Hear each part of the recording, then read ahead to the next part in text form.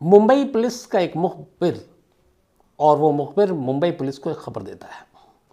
खबर ये थी कि मुंबई के एक डांस बार में सारी सोशल डिस्टेंसिंग, कोरोना के जो रूल्स हैं, जो कानून हैं, उन सबको तोड़ के, जो लाइसेंस के रूल हैं उसको तोड़कर एक डांस बार में लड़कियां डांस कर रही हैं। मुंबई के डांस बार की कहानी मैंने आपको कई बार बताई है। वहाँ पे बाकायदा इसके लिए लाइसेंस होता है, वहाँ पे सारी चीज़ें हैं, एक जो डूज एंड डोंट्स है। लेकिन कोरोना ने बहुत सारी चीज़ों पे असर डाला, तो इस डांस बार पे भी डाला। फिर सुप्रीम कोर्ट तक भी मामला गया था। पहले डांस बार के सारे लाइसेंस वो हो गए थे। इससे बहुत सारी लड़कियां बेरोज़गार भी हुई। और अगर आप दूसरे पहलू से देखें, मानवीय पहलू से, तो बहुत हिंदुस्तान के अलग अलग कोने से वहाँ लड़कियाँ आती हैं, अपना पेट भरती हैं, अपने परिवार को पालती हैं।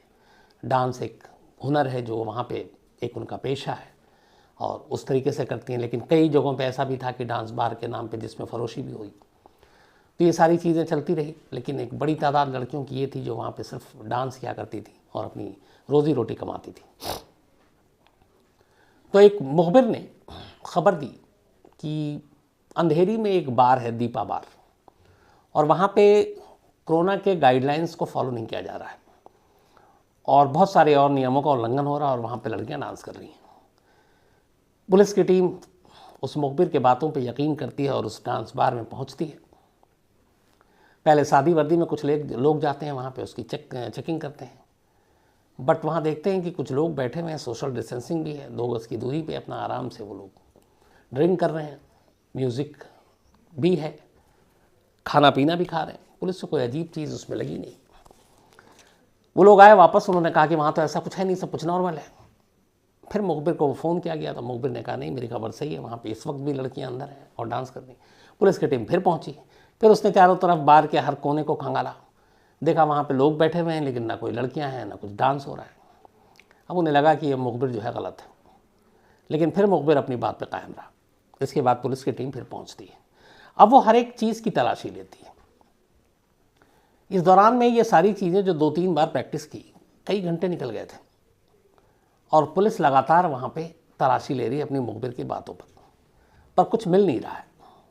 कई घंटे बीतने के बाद जब उन्होंने छत, दीवार, फर्श सारे खंगाल डाले, ठोक ठोक के, पीट पीट के, तो भी कुछ नहीं मिला। अचानक उनकी नज़र एक शीशे पे पड़ती है, जो उसी डांस बार में एक कमरा था जिसमें एक मेकअप, जो रूम एक तरह से आप कहें, जहाँ बार बालाएँ यानी कि डांस बार में जो लड़कियाँ काम करती हैं वो मेकअप करती हैं, तो उन्हीं का ड्रेसिंग टेबल था, उस पर एक शीशा था।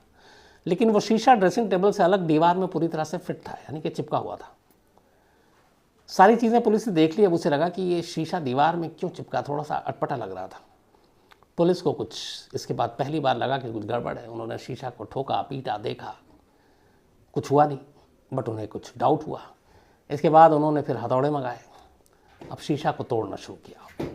जब शीशा टूटना शुरू हुआ, इस दौरान में बार के मुलाजिम, मैनेजर, सबसे कई बार पूछताछ हुई। उन्होंने कहा नहीं, हम तो सब कुछ फॉलो करते हैं। जब हथौड़े से शीशा टूटना शुरू हुआ, तब अब पहली बार वहाँ के मुलाजिम, मैनेजर, सबके चेहरे पे पसीना आना शुरू हो गया। थोड़ी देर के बाद पूरा शीशा टूट गया। उस शीशे के पीछे अचानक एक खुफिया दीवार दिखी और उस दीवार पे एक दरवाज़ा दिखा जो आमतौर पे लॉकर जैसा होता है और उसमें एक इलेक्ट्रॉनिक बटन लगा हुआ था। अब पुलिस ने उसको तोड़ना शुरू किया।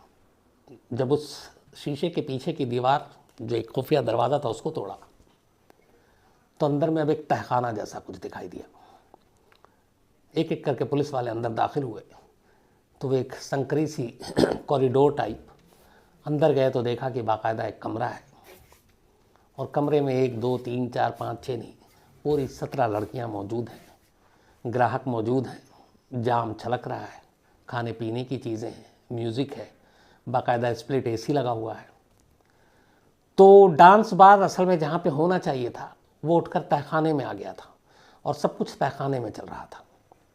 इसके बाद पुलिस एक एक करके उन सारी लड़कियों को बाहर निकालते हैं। वो जो ग्राहक थे उन्हें भी पकड़ा जाता है और तब पता चलता है कि एक नया धंधा है मुंबई में पुलिस की आंखों में धूल झोंकने का, कोरोना काल में भी अपने धंधे को चमकाने का, ताकि 2 गज की दूरी जो है वो पूरी भी ना हो और उनका काम भी हो जाए। अब 2 गज की दूरी ने 2 इंसानों के बीच एक तरह से कहें तो जो नज़दीकियाँ उसको फासले में बदल रखा है। लेकिन अब जहाँ डांस बार जैसे जगहों पे फासले तो चलते नहीं हैं, तो वहाँ फासले और नज़दीकी को कम करने के लिए ये शीशे की दीवार बीच में बनाई गई थी, जिसके पीछे एक तहखाना था और तहखाने के पीछे थिरकन थी और वहाँ तमाम लड़कियाँ नाच रही थी। तो खैर पुलिस ने फिर उन सबको गिरफ्तार किया और वहाँ से ले गए। ये तो रही एक पहलू कहानी की। कई बार, लगभग 10 बार तो मिनिमम, अगर मैं गलत नहीं हूँ तो, मैं हिंदुस्तान के अलग अलग रेड लाइट एरिया में शूट करने के लिए गया था। और जितने भी बड़े बड़े रेड लाइट एरिया, चाहे वो कोलकाता का हो, मुंबई का हो, दिल्ली का हो, तो इन जगहों पे पहुंचा। इनकी अपनी कहानी है, इसके ऊपर एक सीरीज़ भी बनाई थी मैंने, आप लोगों को बताया भी था, सहमी गलियां के नाम से। सोशल मीडिया पे आज भी पड़ा होगा, आप में से कोई अगर ना देखा हो तो आप देखिएगा ज़रूर। तो ऐसी कई जगहों पे गया शूट के लिए, स्पेशल शूट के लिए, लोकल रिपोर्टिंग के लिए। दिल्ली में श्रद्धानंद मार्ग है, जिसको जीबी रोड भी जानते हैं लोग, और ये एक रेड लाइट एरिया है। इत्तेफाक की बात यह है कि उसी रेड लाइट एरिया का एक हिस्सा एशिया की सबसे बड़ी अनाज मंडी है, जहाँ पे सबसे ज़्यादा होलसेल में अनाज बिकता है। उसके थोड़ा सा आप राइट लेफ्ट जाएं तो होलसेल का एक और सबसे बड़ा बाज़ार सदर बाज़ार है, लाहौरी गेट। तो ये सारी चीज़ें आसपास में हिस्टोरिकल प्लेस हैं। तो पहली बार एक कमला मार्केट थाना है, जिसके अंडर में ये जीबी रोड आता है, वहाँ के एक एसीपी हुआ करते थे, उनसे दोस्ती थी। तो एक दिन फ़ोन आया कि हम लोग एक दबिश डालने जा रहे हैं, क्योंकि नॉर्थ ईस्ट की एक पेरेंट्स, एक फैमिली आई हुई थी, और उन्होंने कहा कि हमारी बच्ची है जो नाबालिग है, उसकी उम्र मुश्किल से 13 साल होगी, और उसको कुछ लोगों ने बहला फुसला कर नॉर्थ ईस्ट से लेकर दिल्ली आया और यहाँ किसी दलाल के हाथ में बेच दिया, और इस वक्त तो श्रद्धानंद मार्ग में रेड लाइट एरिया कोठे पे कैद है, तो मदद कीजिए। पुलिस की टीम ने पहले अपने मुखबिरों के जाल बिछाए, पता किया। जीबी रोड में भी डांस के लिए, मुजरा के लिए लाइसेंस है, जिसमें फरोशी के लिए लाइसेंस नहीं है, और माइनर बच्चियों के लिए जो बालिग नहीं है उनके लिए तो डांस और बाकी किसी भी चीज़ के लिए आप उस कोठे पे आप रख ही नहीं सकते। लेकिन एक कड़वी सच्चाई ये है कि पुलिस की ही मिली भगत से ज़्यादातर नाबालिग बच्चियां भी आपको यहाँ मिल जाएंगी। तो इस नॉर्थ ईस्ट की फैमिली की अपील पर, उनकी शिकायत पर पुलिस की एक टीम तैयार होती है, मुखबिरों का जाल बिछाती है। फिर पता चलता है कि फ़लाने नंबर, यहाँ कोठे का अलग अलग नंबर है, कोठे पर ये बच्ची कैद है, और इसको ख़रीदा गया, और जिस उस कोठे की मालकिन ने ख़रीदा है वो उसको जिसमें फरोशी के धंधे में उतारना चाहती है, और उसके ऊपर बहुत जुल्म हो रहा है। आपने अक्सर फिल्मों में भी ये सारी चीज़ें देखी होंगी। तो मुखबिर से ही पता चला बिल्कुल सही कि इसी कोठे पे है।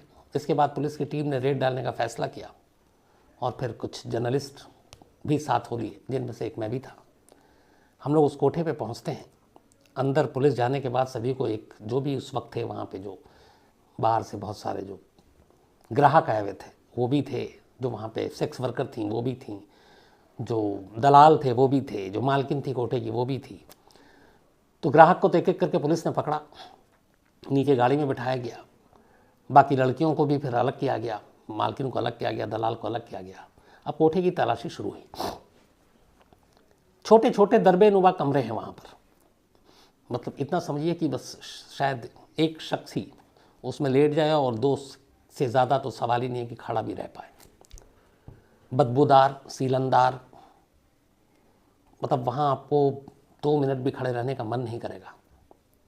लेकिन दुनिया के सबसे पुराने धंधे की ये सारी दुकानें हैं तो चलती भी हैं। तो पुलिस ने एक एक कर सारे ऐसे दरबे-नुमा कमरे की तलाशी लेनी शुरू की। करीब 1.5 घंटा बीत गया, हम लोग भी वहीं हैं, लेकिन वो बच्ची नहीं मिली। हर तरफ देख लिया, पलंग के नीचे भी देखा, बेड के नीचे देखा, अलमारी खोल कर देखा, नहीं मिला। पुलिस को भी लगा कि गलत खबर मिली है, सूचना गलत थी।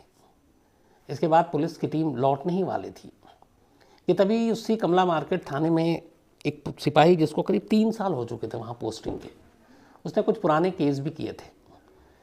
उसने अपने साहब से कहा कि सर 1-2 जगह और देखते हैं, इनके यहाँ कुछ खुफिया तहखाने होते हैं। अब जब ये बात हुई तो सारे तहखानों को टटोलना शुरू किया कि कहाँ पे तहखाना हो। दीवारों को ठोका पीटा गया कि कुछ ऐसी होगी, पीछे अगर होल होगा तो आवाज़ आएगी। करते करते करते आखिरकार एक जगह दीवार पे जो पेपर का, जो पेपर वॉल होता है वो लगा रखा था, वो थोड़ा सा कुछ उभरा हुआ था, उस पर ठोका गया। फिर उस वॉल पेपर को फाड़ा गया, तो देखा गया कि एक छोटा सा, जिससे एक आदमी एक बार में ही दाखिल हो सके, एक दरवाज़ा टाइप का है टिन का, उसको हटाया गया। बाकायदा रोल करते हुए, रेंगते हुए एक पुलिस वाला अंदर गया तो वहाँ दो तरफ दाएं और बाएं दो छोटे छोटे तहखाने थे, और उन तहखानों में उस वक्त करीब 6 से 7 बच्चियाँ और लड़कियाँ थीं, और नाबालिग नहीं, उनमें 1-2 बालिग भी थी। पुलिस वाला उन सबको एक एक करके बाहर लेकर आया, तो पता चला कि जो नाबालिग थी उनको इस धंधे पे मजबूरन उतारने के लिए, उनके ऊपर जुल्म करने के लिए इस तरह कैद रखा जाता था, और जो बालिग थीं उन्हें भी कुछ लोगों ने धोखे से, किसी ने मोहब्बत में धोखा खाया और बॉयफ्रेंड के साथ भागा, यहाँ लाकर बेच दिया।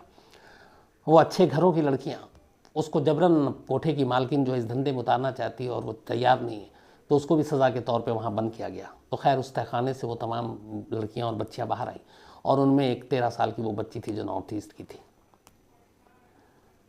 इसके बाद मालकिन और बाकी लोगों को गिरफ्तार किया गया। बाद में उस बच्ची को उसके फैमिली को दिया गया। पुलिस ने एक प्रेस कॉन्फ्रेंस की, माँ बाप ने दिल्ली पुलिस को बड़ा थैंक्स भी दिया। फिर बाद में इसके बाद धीरे धीरे ये खुलना शुरू हुआ कि दिल्ली के जीबी रोड के हर कोठे पे लगभग कोई ना कोई खुफिया तहखाना है, जहाँ पे इस तरह की लड़कियों को, बच्चियों को कैद करके रखा जाता है। इसके ऊपर फिर बहुत सारे स्टोरीज़ की थी हम लोगों ने, लेकिन जो कुल मिलाकर सच्चाई सामने आई वो ये कि 2 ही चीज़ें थीं। एक, खुद माँ बाप जो बहुत गरीब थे, मजबूर थे, और उन्हें लगता था कि बेटियां बोझ हैं छोटे छोटे इलाकों की, वो अपनी बेटियों को बेच दिया करते थे औने पौने दाम पर, और जो ख़रीदने वाले लोग होते थे वो लाकर किसी न किसी रेड लाइट एरिया में उन बच्चियों को बेच देते थे। उम्र कम होती थी तो कई जगह पे तो पालते पोसते थे, फिर उसको कई तो ऐसी बात ये भी हुई कि वो कौन सा इंजेक्शन आता वक्त से पहले बड़ा और जवान करने के लिए, वो तक बच्चियों के ऊपर उनको दिया गया। और दूसरा तरीका ये था कि एक बड़ी तादाद ऐसी लड़कियों की थी जो इश्क मोहब्बत में पड़कर धोखा खाती हैं, भाग गई वो अपने बॉयफ्रेंड के साथ। उसने सपने देखा है कि चलो हम शादी करेंगे, शहर में रहेंगे, दिल्ली में, मुंबई में, कोलकाता में, और उन्हें पता ही नहीं यहाँ लाकर उन्होंने कब उसी के जिसके लिए उसने अपना घर छोड़ा वो उसको लाकर दलाल के हाथों बेच देते और भाग जाते। इसके बाद उस लड़की के ऊपर जुल्म सितम का एक लंबा जो सिलसिला है वो शुरू हो जाता, क्योंकि जो पैसे लगाता फिर वो पैसा वसूल करने के लिए किसी भी हद तक जा सकता। और यहाँ पे बहुत सारी ऐसी मालकिन कोठे की थी जो जुल्म की जो इंतहा करती थी। तो एक बड़ी तादाद ऐसी लड़कियों की थी। वक्त वक्त पर दिल्ली पुलिस या बाकी स्टेट की पुलिस ऐसे ऑपरेशन करती है, ऐसे लोगों को बचाती है, निकालती है, लेकिन आज भी हिंदुस्तान के ऐसे तमाम रेड लाइट एरिया में ऐसे बहुत सारे तहखाने हैं, उन कई सहमी गलियां हैं जहाँ पे ये बेबस, मजबूर, लाचार लड़कियां हैं, जिनमें से ज़्यादातर अपनी मर्ज़ी के ख़िलाफ़ इस पेशे में हैं, और एक बार अगर वो पेशे में आ जाती हैं तो फिर वापस लौटना भी नहीं चाहती हैं कि अब वो सभ्य समाज में, सोसाइटी में कैसे जाएं। माँ बाप को पता चला, पड़ोसियों को पता चला कि उनकी बेटी क्या करती है, तो वो सर उठाकर जी नहीं पाएंगे। तो ये बहुत सारी मजबूरियाँ होती हैं, जिसके बाद यही होता है कि एक बार अगर उन्होंने इन इलाकों में, इन कोठों पर कदम रख दिया तो फिर ताउम्र वापसी मुश्किल होती है, और इन लोगों की ज़िंदगी बड़ी तकलीफ़देह होती है। कोठों पे कई बार ये बच्चों को जन्म देती हैं, बच्चे वहीं पलते हैं, बढ़ रहे होते हैं।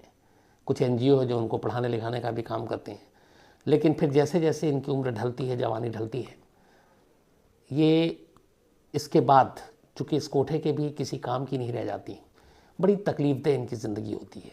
कभी इनकी ज़िंदगी में अगर झांक के देखा जाए तो बेपनाह गम ही गम मिलता है। तो ऐसे बहुत सारे तहखाने थे। आज पता नहीं क्यों ये जो कहानी आई थी मुंबई की, तो मुझे लगा कि मैं कोई कहानी सुनाने की बजाय जो अपनी ये चीज़ें आपसे शेयर करूं जो मैंने खुद देखी थी, और इसीलिए ये सारी चीज़ें आपके सामने रखी।